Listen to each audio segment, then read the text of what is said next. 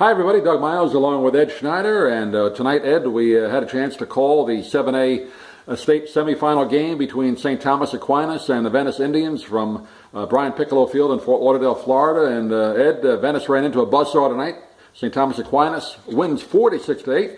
They go for their 10th state championship next week in Orlando at the Citrus Bowl. St. Thomas Aquinas lived up to all the expectations and everything we had read about them. Number 9 in the country in USA Today. And they showed it on the field.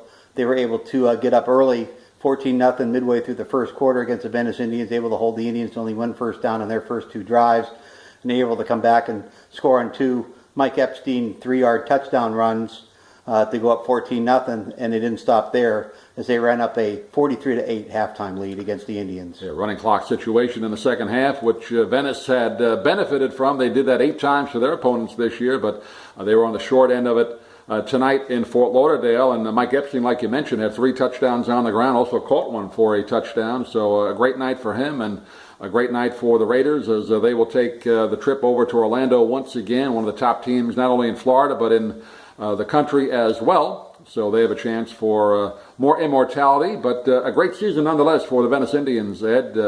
We saw Bryce Carpenter have an outstanding season at quarterback, and of course Matthew Speedy LaRoche setting the rushing record for Sarasota County. Yeah, and coming into the game, Speedy LaRoche had 2,665 yards on the ground and 37 touchdowns. Obviously, St. Thomas Aquinas knew it. They keyed on him all night.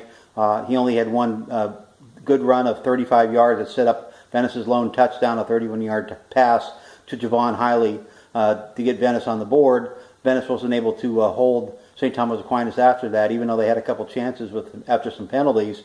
But Aquinas was able to move the ball when they needed to, keep Venice at bay, and run up the score at halftime, setting up the running clock in the second half.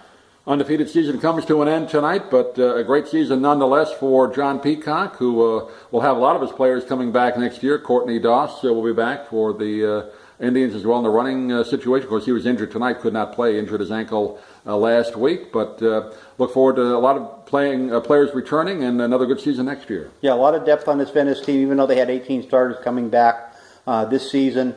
Many of the players that got a lot of playing time this year will be back.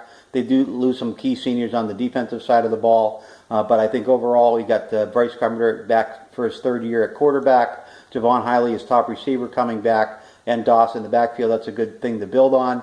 And I'm sure the Venice Indians behind Coach John Peacock will be something to be reckoned with once again in 2017. We enjoyed bringing the Venice Indians football all season long on our radio broadcast on WENG Radio and our post-game reports here at YouTube. And we'll be back with you soon somewhere along the line. But the final score once again tonight, the St. Thomas Aquinas Raiders 46, the Venice Indians 8. And for Ed Schneider, this is Doug Miles saying thanks for watching. We'll see you again real soon. Good night.